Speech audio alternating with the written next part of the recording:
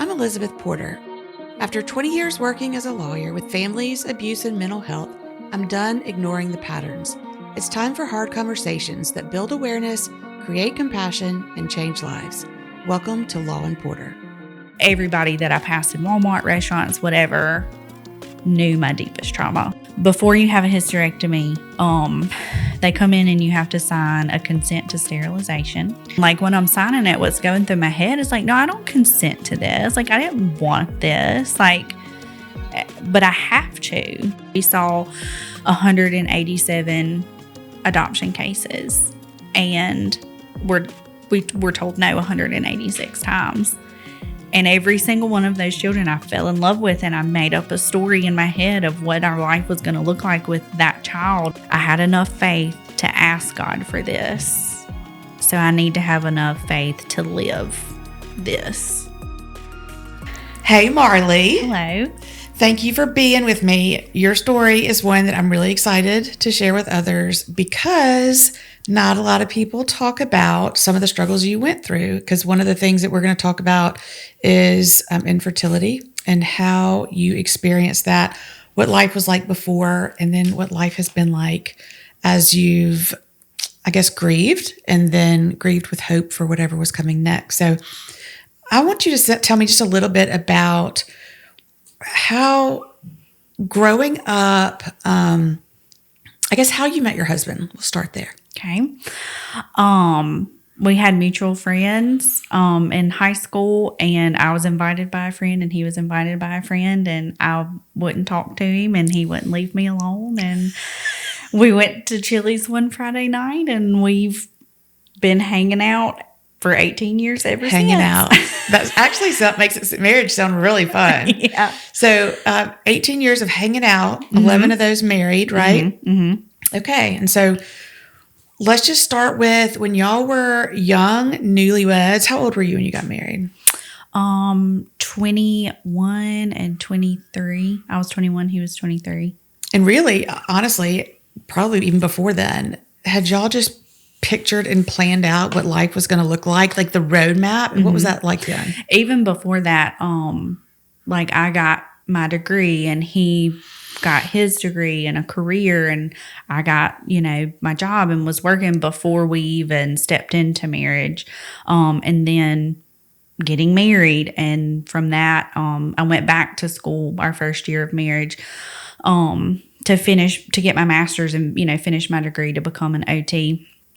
And we bought the house and did all the things, like checked all the boxes, that you're supposed to whenever you get married. And in the South, I feel like especially, like we followed that, just standard timeline of life. Mm-hmm. And one of the things that you had said to me was that I lived my life the way I was supposed to. And it's not just the map. It was I feel like you were playing by the rules. Mm-hmm. Is that right? Me and my husband are both very much rule followers too. Like, we went to church on Sunday together, and we just did all the things that you're supposed to do. We got the degrees and we got the job and we got the house, and we're just following the rules. Yep. So at that point in your mental future, you wanted big family, small family. What were y'all picturing? We never really picked a number. I just knew I wanted a family. I'm an only child. He has siblings. But we knew we wanted a family. We never put a number on it. But we definitely knew we wanted a family, but we were trying to do all the things and feel ready. Yep. We were trying to, let's pay this off and pay that off and, take a trip and check all these boxes so that we're ready, and we'll decide when that is, right. is what right. we thought. We had the timeline of when that was going to be. And so did y'all ever get to that point where you felt like you were ready? Yes. We did. And, we started trying to have a baby, and, about 9 to 10 months in, we started kind of going is something wrong? What's happening? Or why? And that's why really even that 9 to 10 months, I did not experience, long time of infertility, but it is a constant reminder. I mean, women's bodies and their cycles, you are constantly reminded of that. And there's a constant letdown every month. So, I mean, that's 9 periods of grief in 9 months, right? So it's not that long on a calendar. It feels like a long time when you're going through that. Right. And just, starting to wonder the longer you get into the journey of like, oh, this is not like going how we thought it was going to go, Right.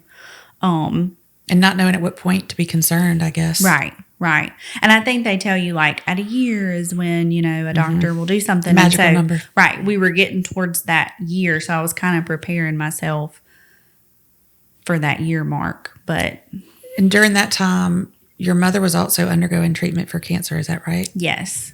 In May of 2019, she was diagnosed with breast cancer. She was the first person in our family. It's not, we don't have like a big family history of breast cancer. So it like was a total shock, like came out of nowhere. She was in her early 50s. Routine mammogram found it and was diagnosed with breast cancer. And so you were able, I guess, to kind of walk with her through that. And then tell me how old were you when the C word kind of, I won't say, became a possibility for you? So whenever my mom was diagnosed, my doctor, told well, you're supposed to be doing self-exams anyway, but I wasn't. It wasn't on my radar. I wasn't thinking about breast cancer. But when my mom was diagnosed, I started to do self-exams. How old were you? I was 26. And so that summer, we even tried to do genetic testing. My insurance wouldn't pay for it. It was like an astronomical amount of money. And so I was just doing my self-exams. And in September, I felt something different. They always say do your exams so you can tell when something's different, and that never made sense to me until something was different. I felt it immediately, and like I said, we were trying to have a baby, and so I convinced myself that it was some crazy pregnancy symptom. And I love that you were perpetually optimistic. Like, this is great news. Yeah, this is great. And it was not, and so in October, whenever I was not pregnant and it was still there, we decided to contact my doctor, and then went for an ultrasound, mammogram, biopsy on a Friday, and then Tuesday got the call that it was cancer. Was your mother still undergoing treatment at that time? The day my mom rang the radiation bell, like I remember I went before work to watch her ring the bell and take the video and take the pictures. And then I went to work, and then that afternoon is whenever I had my ultrasound and mammogram. What a roller coaster of a day. When you were at the appointment and you could see the screen on the ultrasound, what went through your mind? I was kind of like, there's no way, like, this would be like a movie. Like, this is my life. It's not a movie. Like, I was just like, that, surely not. But then I knew, like, when I saw the screen and I could see how different the images looked. And then, different, you mean right and left? Yes, right versus left.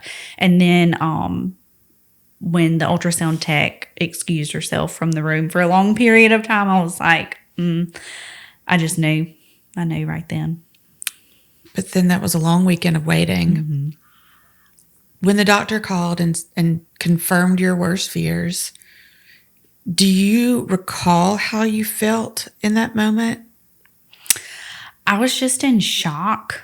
I remember I just kept saying wow to my husband. Like, now it's kind of funny. We're like, why was that the only thing I could say? But I just kept saying, wow, I cannot believe this. Like, because even when you're like, you saw the image, I would think it's human nature over the weekend. You're like, but there's still a chance. Like, it's not. Like, I'd commit, like, it's a cyst, or like, and even my doctor, I think, was really shocked. Like, I think she thought it was going to be nothing too, because I was so young, I was healthy. Like, there was no reason that it should have been cancer. So at 26, you were diagnosed with breast cancer. And were you able to think logically, like, this is what I need to do next? I went into survival mode, and like I said, we had just been through it with my mom. So I knew what to expect. I knew what questions to ask at the appointments. I knew, like, take a notebook and take a blanket and, like, have questions prepared. Like, we had just done all of that. So I knew what to do. Of course, I mean, I was upset and I was emotional, but I think I took my mom's harder than I took mine, because I was like, I'm the patient, like, I'm going to fight. I know, Right. like, it wasn't an option. Like, I was going to fight. I was going to be fine. And we were going to move past this. And that was just like my mindset at the time, like going through all the treatments and surgeries. And I think that's what I had to do to survive it and be able to handle everything that was being thrown at us. Is that normally how you approach an obstacle, or was that like a new level of, like, I've just elevated myself and I can flip the switch and we're just going to tackle this? No, normally I'm like a crier and a mess, and my husband has to handle everything, and he probably did, and I just thought that I was handling everything. That's the right way to handle things when someone else thinks they're doing it. Yeah. But that was the first time that I feel like I stepped up and, like, handled the whatever. Like, I didn't just fall into a puddle on the floor. But I never really I faced my mom's, but I fell into a puddle on the floor. But before that, like, I had never had, like, I had a fabulous childhood. And so I had never really faced anything where I didn't have the option but to be strong. And you really didn't know what survival skills you had yet, Right. I guess. How did that impact your marriage? It really changed our marriage for the better. I've said before, like, I would go back and do it all again to have the marriage that we have now, because we were high school sweethearts. And so we carried a lot of our tendencies from high school into the marriage. And I feel like cancer is when it flipped and we became like the biblical version of a husband and a wife. And so it changed our marriage significantly for the better. I mean, he took care of me. He was my rock through the whole thing. And so I know that I've heard, it usually goes one way or the other in marriages. Right. And for us, it made us so much stronger together and so much stronger in our faith. And for that, I would go through everything again to have the relationship that we have now. By the way, you're the second cancer survivor who said the same thing. What do you think causes that? Does it force a woman to rest and sit down and let someone help her? Yeah. Because, and I don't know, it's interesting to hear that type of struggle when I think you just are physically incapacitated has this, not 2 out of 2 interviews, but they've said that's really made their marriage a lot better, and that they got a best friend out of it. Yeah. That's great. How, as a couple, did y'all have any mentors or groups or anything to help y'all navigate your marriage during that season? We had couples at church, of course, that poured into us, and long time. I mean, we had a village of people pouring into us. But as far as like another couple who had been through what we were going through at our age, no. I mean, we had my parents that had just walked through it, but it was similar, but it was also very different because we were so young. And so we did have a village absolutely poured into us. I'm not saying we were alone in that journey at all, but we didn't have anybody who had walked it before us that we could go to. And I think also, though, did not having that kind of force y'all to lean on each other? I think so. Like, not having, like you said, like anybody that had been through it directly to lean on, we were the only people like going through it. And so we really did lean into each other during that season. What did you have a go-to to get through those really hard days? Was it books, prayer? I mean, how did you keep going? We kind of started a thing, and it hasn't really stopped. Like, to find joy in every day, whether that be like stopping at the gas station and getting a candy bar, or going to a movie, or, taking a trip. Like, all the way from like stopping at the gas station and getting your favorite candy bar to, getting on a plane and going to the Bahamas. Like, we firmly believe in treating yourself, and because we had to find joy in every day. Like, life was so dark. We just made it a habit to make sure that we did something every single day that brought us joy, and that's kind of stuck with us. Like, we still do that now. So that helped us get through the hard days. Were there days you didn't think you would make it through? 100%. 100%. There were days that we were so heartbroken and that were so hard.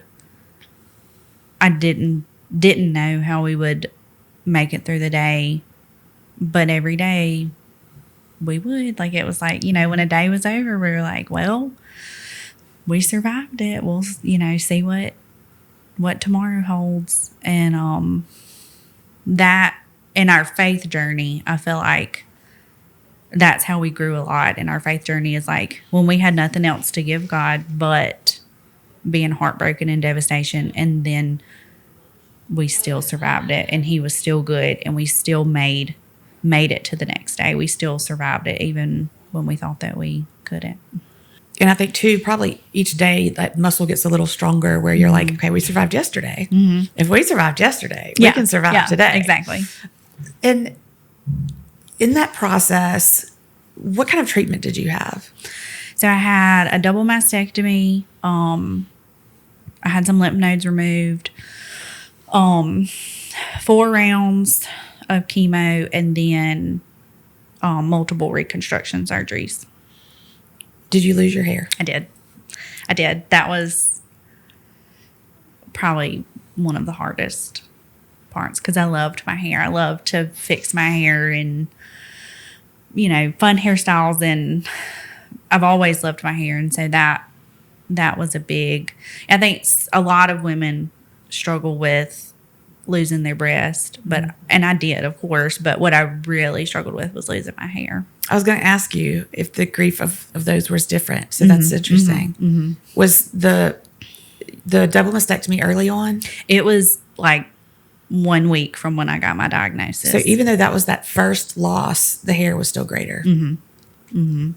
Because it was kind of like my breasts are the problem. Like, they are right. what has the cancer. Get them gone. Like, I don't need those. You don't need my hair. I don't need my hair. But I could also dress where that wasn't as noticeable. But my hair, everybody that I passed in Walmart, restaurants, whatever, knew my deepest trauma. Like, I mean, you can hide that. Like, you can wear a wig, you can wear a hat, and I would wear a hat to work, but for the most part, I didn't wear anything because I was more comfortable physically. Like, wigs are very itchy and they're hot and all the things. And so, I just went bald, but people stare, and that immediately people can see straight too. Like, your biggest fears and your biggest insecurities with that. It is.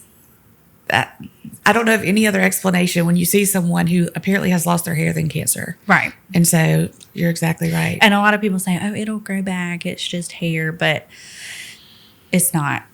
It's not. It was so emotional to me to lose that.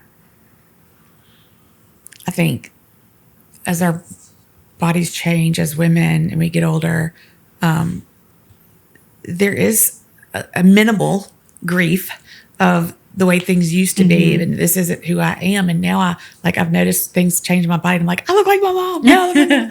All the things I picked on my middle-aged mom for. So I can't imagine, something that's ever present. You can't escape. Right. It's another constant reminder. So in that process, now tell me what type of cancer you had. So My cancer was progesterone and estrogen positive, like 90% or greater. And so that means that the hormones in my body were feeding the cancer. It was not in my lymph nodes. My lymph nodes were clear. It was a 5 millimeter tumor, and it was stage 2. In that process of treatment, did you have conversations with the medical professionals about the impact it would have on your fertility? Yes. So I remember the first appointment with the surgeon. I don't know how me and Taylor already knew that I wasn't going to be able to have a child, but like neither of us can recall who told us that, or maybe when he told us that. We just we knew. I don't know how we knew, but we knew. But my mom was at the appointment, and I remember her being very shocked, like it caught her off guard. And so due to the type of cancer being fed by hormones, it was highly recommended that I not carry a child, because all of the hormones associated with pregnancy would feed my cancer, make it come back, or ultimately cost me my life, before I could even reach the end of a pregnancy. So we talked about like egg retrieval and surrogacy and things like that. But I was going to have to take hormones, which, and so that just didn't feel right to me and Taylor. That just didn't feel like the road that God wanted us to go down. Because I was heading into chemo treatments. And so the thought was like, we can give you hormones, we can do the egg retrieval, and then you're going to have chemo anyway. So if it makes more cancer, we'll just, the chemo will take care of it. And that just, we just didn't feel like putting something in my body that would cause more cancer. We didn't feel like that was God's plan for us. When it seems, why make the chemo work harder, or why make it harder to heal? Right. So at that point, I know you said you don't recall really hearing them tell you a flat out you shouldn't or have children or carry. Were you at peace with that at that, or had you just not processed it? I just had not processed it. I was just like, we got to get through the surgery. We got to get through the chemo. We got to get through reconstruction. Like I was just can't deal with that right now. I can't deal with that right now. But I was also like, I've got to get through all these things so that I can be better. Like when I get to the end of reconstruction, I'm going to be better. And then we can, deal with the infertility. Like that was kind of my mindset. It is a lot to process at once. So I think that's just natural survival. Mm-hmm. How did you get forced to really come face to face with that realization that carrying a child was not going to be for you? Well, I mean, I think that is the difference kind of in my infertility journey and other women's infertility journeys. Like we never had that guessing game of like, is it me? Is it him? Can we take something to make it better? Like that door was slam closed. Like it was not an option. And I think once I got through all the surgeries and everything, and we really started, like once the survival mode was over, and my checklist was done. Then I got to where I had to face that. Like the cancer journey is over. I am recovered. My hair's growing back. We can't have a baby, then it was, that was a part of the whole process and what we talked about it, but I never really sat in it and I don't think I could have. Like, I think I had to stay strong and keep my eyes on surviving and getting through the treatments before I could think about that. Mm-hmm. Because of the hormone production in your body, did you then end up having to have surgery? Yes, I had to have a hysterectomy.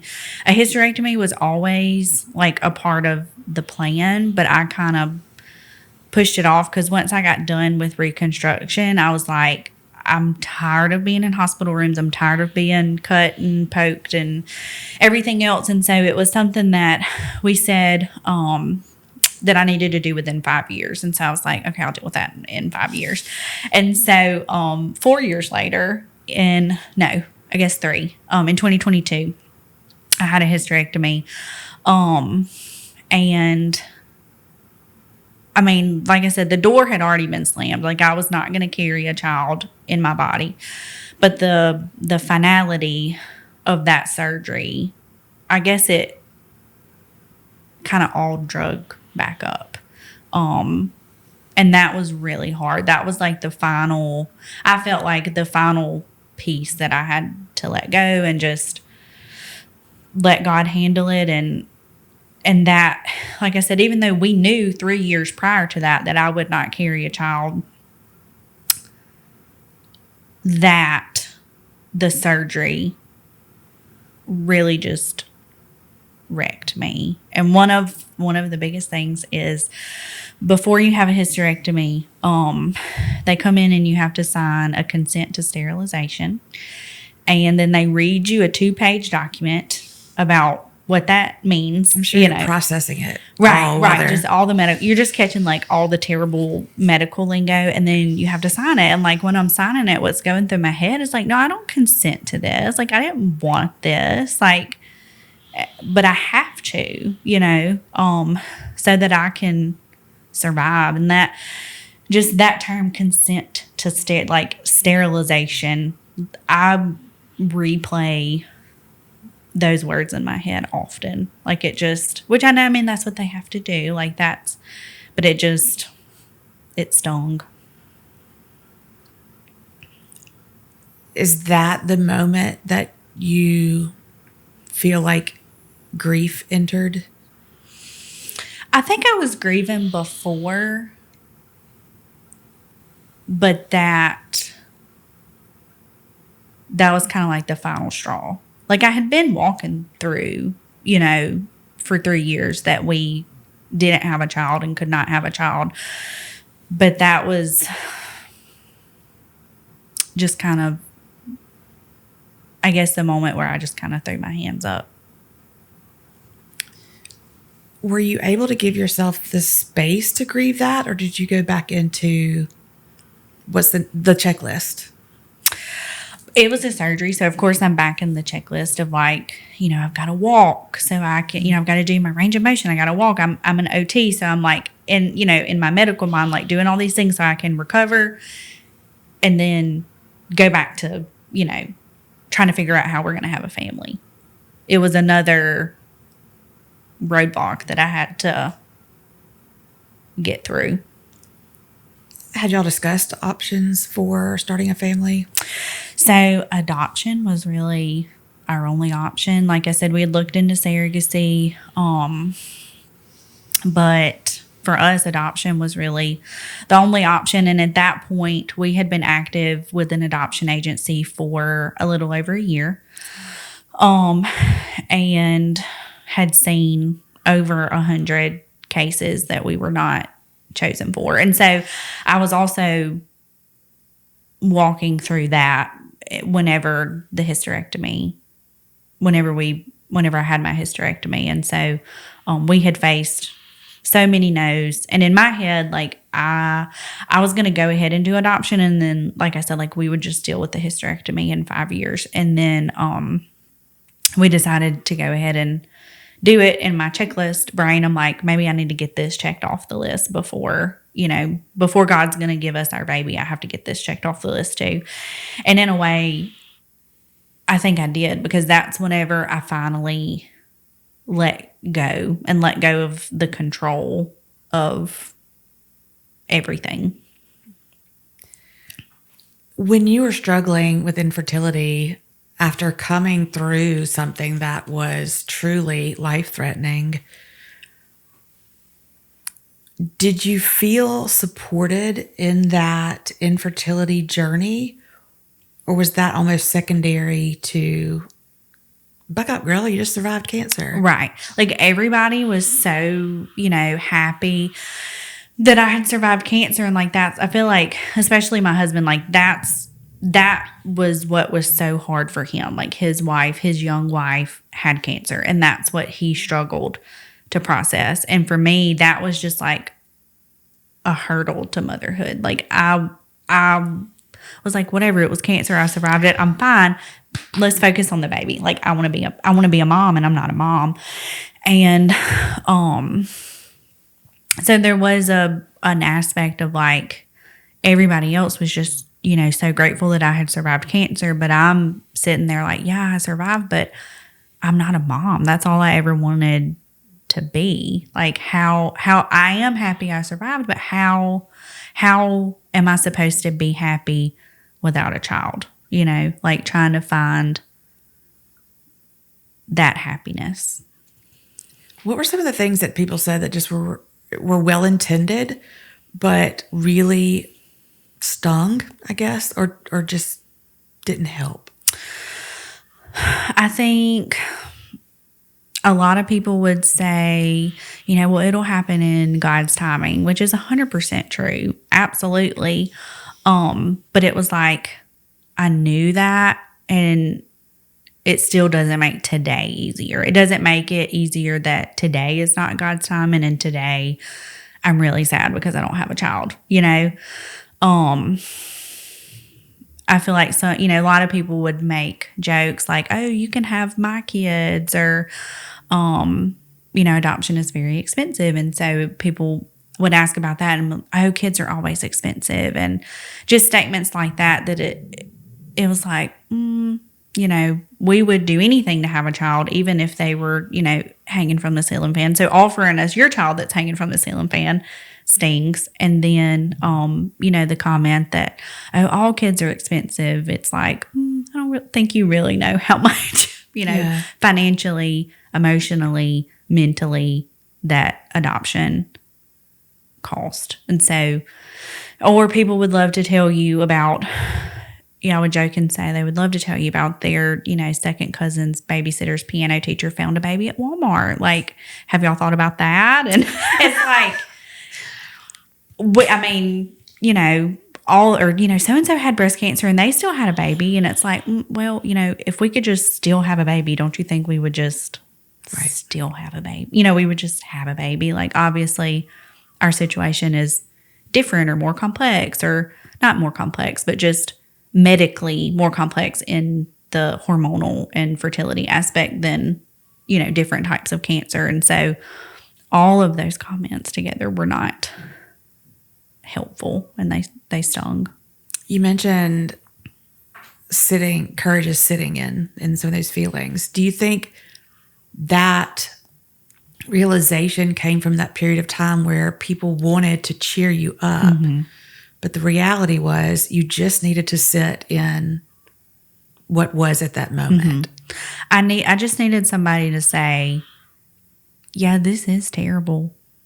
I'm so sorry you're having to go through this, instead of trying to make a joke or cheer me up, or, give me an encouraging story about somebody that situation was totally different from mine. I just needed someone to sit with me and say, yeah, this is really hard. Yeah.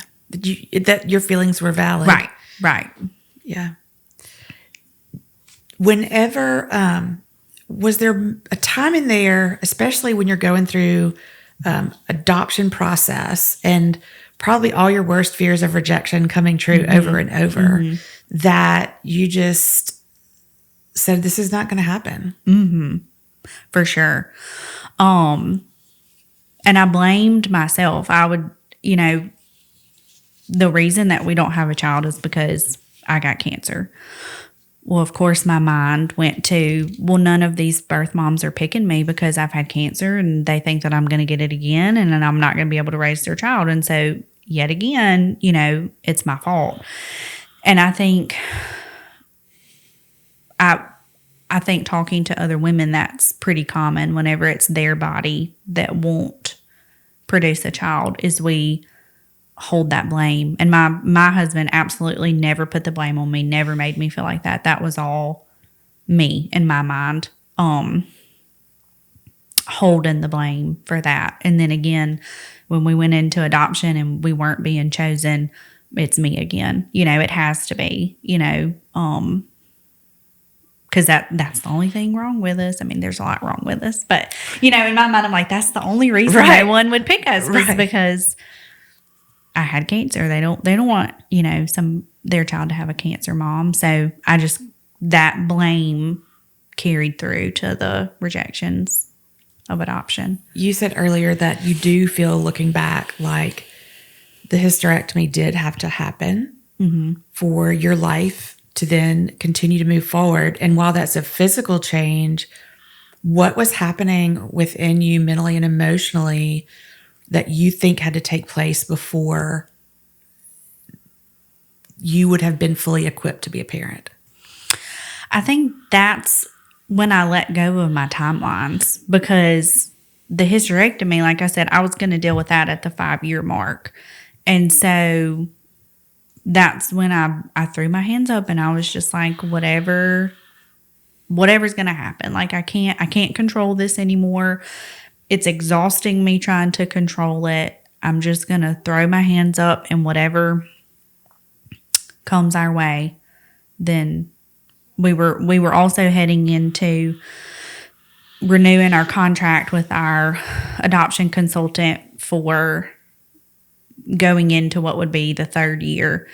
And when we signed up, the average time was 4 to 6 months. And so when we signed up, we thought we were going to have a baby in 4 to 6 months, but that was not our story. And so, I was also coming up on this other timeline. And so I really do think that I had to let go. I had already let go to an extent, obviously, of what I thought my life would look like. And then I reimagined it again. And so I had to stop imagining what my life was going to look like and just let God have control. So right now, I mean, at this stage in your story, you've struggled through cancer. You've dealt with the resulting infertility, and then an adoption process, which to most people is enough grief and trauma on its own. Mm-hmm. If you look at those 3, which was the most isolating? Probably the infertility /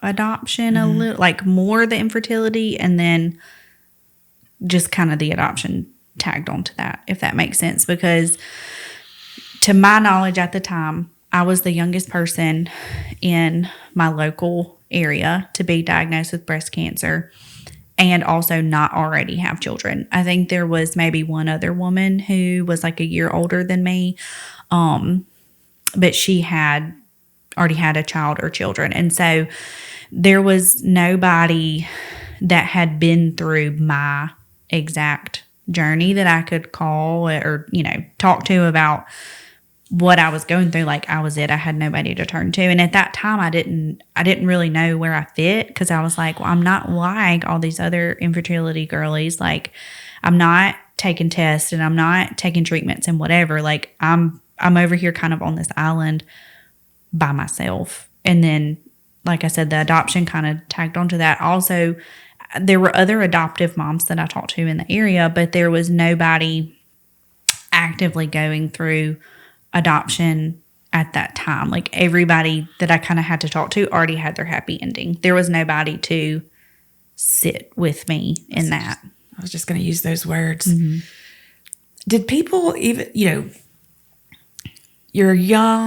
still, I won't say a young newlywed. You'd been married a few years, but still young. Did you still get that, well, how long are y'all going to wait? Your time's running out. Why don't y'all have a family yet? And like a lot of people, well, how's adoption going? And I'm like, you don't see a kid beside me, so not well. Right. That's what I would want to say. Do you really want to know? Yeah. And that would be the thing is like, do I want to make them feel uncomfortable, or do I want to give them the socially acceptable answer? And I think at the beginning, I would give, that socially acceptable answer. And then as things went, depending on how uncomfortable the question, I think I would also give an uncomfortable response. Just, it taught me about, asking about others' personal life as far as like having children or getting married or whatever. Like, that may be a really raw wound for someone, and you're just standing in line at the grocery store, like probably not, right. Like just mind your business about stuff like that. Yeah. And even when it comes from a place of love, it's, right. You just don't ever know what someone else is dealing with. Or it may be, somebody may be having a really terrible day. Like I remember one day, like my gym was closed and I didn't know it. And then I showed up for this workout and it was closed, and like that sent me over the edge. And I remember just boohoo crying, like, and it was not anyone's fault that the gym was closed, but like that wrecked me that day. And so like, just, it also taught me to just be kind to everyone, because you don't know what anyone is going through on a given day. And so your kindness may be the thing that helps them get through the day, or your unkindness may be the thing that breaks them for the day. Because with adoption, so we would get emails to let us know if we had not been chosen. And so I would just be at work or be at the grocery store or be at dinner with friends. And I had my phone set to where I would be alerted to the adoption agency's emails. And so I would just be living my day and then get an email that, nope, not you again, And so I would have to, pick myself up and just continue working or continue doing whatever I was doing. How did you cope on those days? I just blocked it out. I might send my husband a text, or my best friend, or my mom, something quick, like get it out of my system. But most of the time I would just block it out until I could get home. And so then when you got home, what happened? I would be a mess on the bathroom floor, or we would, like I said, try to do our little thing where we go try to find joy. A lot of candy bars. We ate a lot of chocolate chip cookies during that time. We still do, but during that time in our life, we ate a lot of chocolate chip cookies. Well, I mean, I think that's as healthy of a coping mechanism as any. How do you think that going through, really back-to-back struggles has changed you as a person? I really do.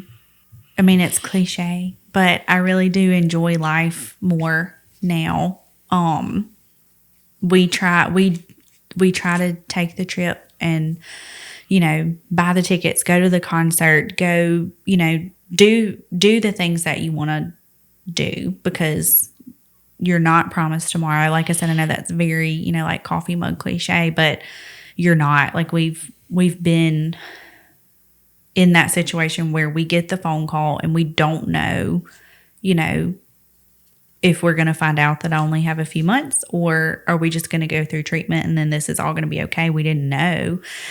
And so we really do try to live life to the fullest and find joy and happiness. And I think whenever minor inconveniences come up, it's, we'll say, well, no one has cancer. Like, we can face this. Like, Humor is also your coping mechanism. We have really dark humor. We cope with humor in our household. And so, but it is the truth. Like something that probably would have really stressed me out before cancer. Now I'm just like, you know what? Like, this is life. It's going to happen. We're going to face it. We've been through worse. Like we have survived what we thought we would never survive. And together. Mm-hmm. What gives your life purpose now? Well, my daughter, Mary Ellen. Tell us about Mary Ellen. So we adopted Mary Ellen in September of 2023. And she is quite literally our miracle girl. Kind of just a God thing. And a fun fact about our story is that the week of my hysterectomy, if you look at gestational age and all the things, is the week that she was knit together. And that's kind of, looking back, that is, I think, why that was such a pivotal moment, because that's when I threw my hands up and was like, okay, God, like, fine, do it your way.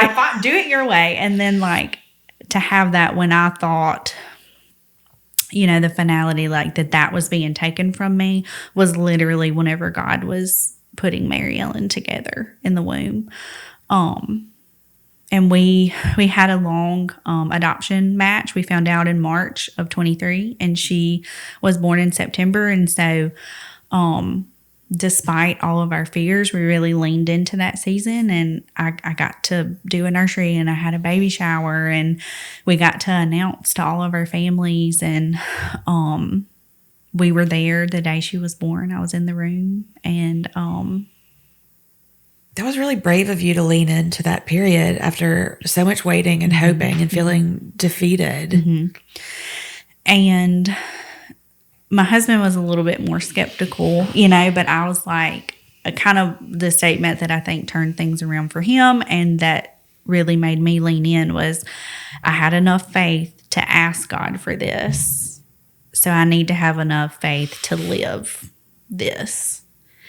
And I mean, of course, it was in the back of my mind, like, are we going to have to come home to an empty nursery and all the things? But I knew if I didn't do it, I would regret it. And I also knew that it may be my one chance, even if it didn't work out and I was left in shambles, at least for this little period of time I got to experience that. Because there were days that I never thought I would get to have a baby shower or get to have a nursery or any of those things. Tell me about the day you got the email saying yes. Was it an email, or did they call you for that? They call you. Okay. And so they tell you, like, we only call you for one reason. And so Taylor, my husband and I were sitting at a restaurant, my phone rings, and I'm like, they're calling. And he's like, well, answer it. And so well, you answer it. You answer it. And then, of course, even then, I'm like, there's still no way. Like, they must be calling us because, something's wrong with our, like, portal online. Like, there's no way that they're calling to tell us that we matched. But we did. She said, I have a question. Are y'all ready to be parents? And it was just a blur. And like, we were at a restaurant, and so we, like, sat back down and tried to eat. And we're like, we can't eat. Just get a to-go box. And we went and bought some little bows and wrapped them and went around to all of our family and let them open it. And I think, it had been almost, like I said, almost 2 years since we had started the journey. And so I think a lot of our family had given up hope too, or, we're just really hurting for us too. And so it was just a really exciting and emotional day. Did it feel in that moment like God hadn't forgotten you? It did. It was like, finally me. And then, like I said, especially whenever I kind of did the math and realized that she had been formed, the week of my hysterectomy, I was just so intentional of God to speak directly to that fear of, like, because I think that is when I felt the most forgotten. It took me this long. I know, and I'm sorry, it's probably because I started it, but, I don't know if I told you before, but I remember my ugly cries, and it was for me when I turned 36, and I can picture where I was, and I remember the ugly cries, and it was saying, you forgot me, and in some way I deserve this, and then I did the same thing, looking back, and thought, when I was doing this, God was doing that. When I was doing this, God was doing that. When I'm saying, God, you forgot me, he was saying, you have no idea. I'm busy over here. I know. Putting this together for you. And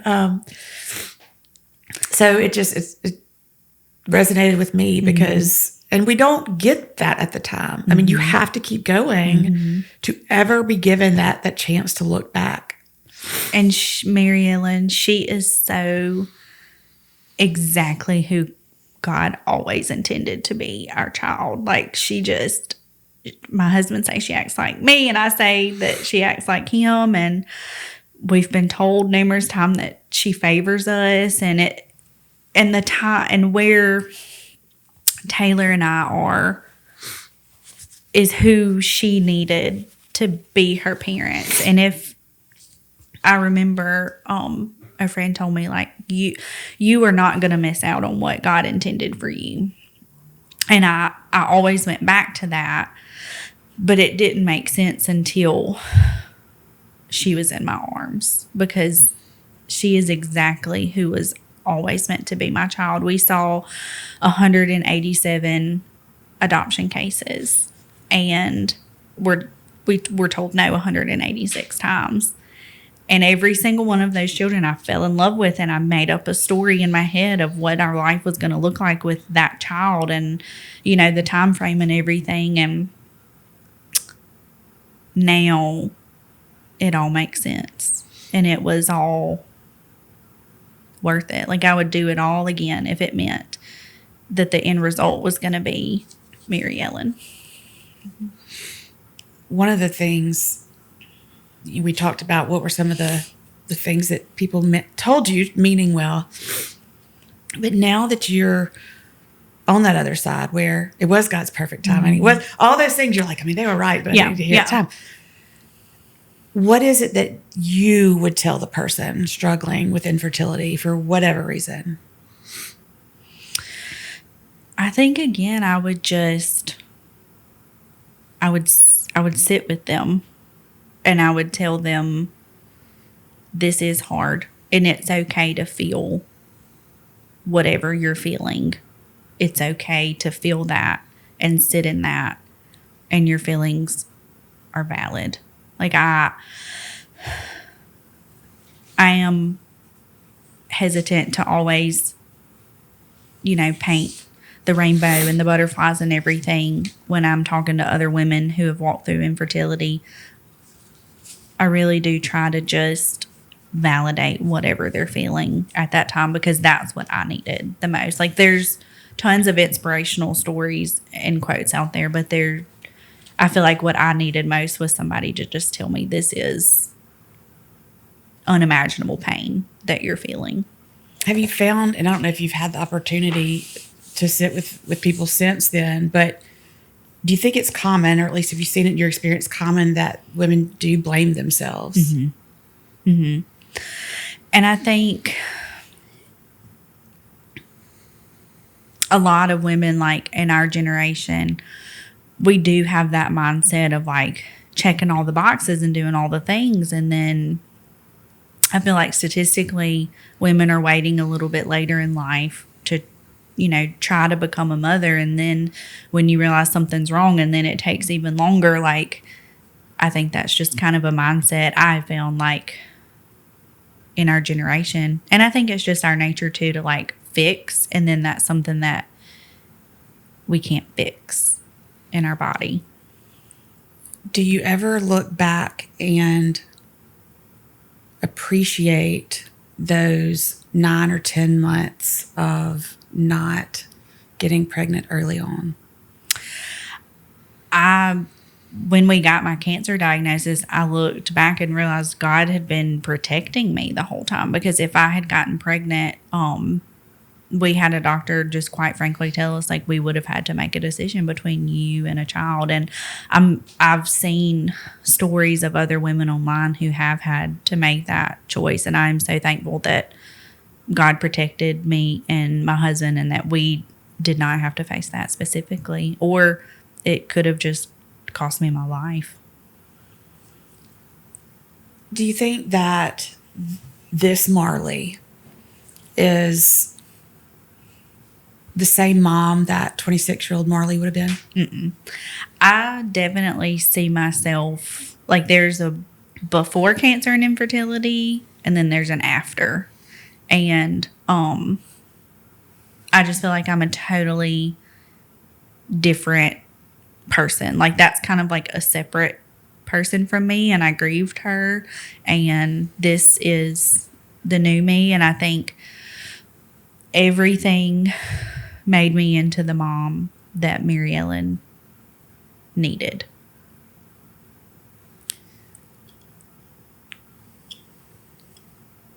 I'm just going to circle back to the beginning. Okay. You said you lived your life the way you were supposed to. Got married, got your degree, bought a house, saved money. And then when I was ready for a family, you said your world crumbled down. But it looks to me like when you were ready for a family, you got just what you needed. Thank you for sharing your story. And I know you and I have talked about this, but, infertility is something that is just really, really isolating, which is amazing because it's, in legislation, women's bodies are talked about on CNN, but it's very personal.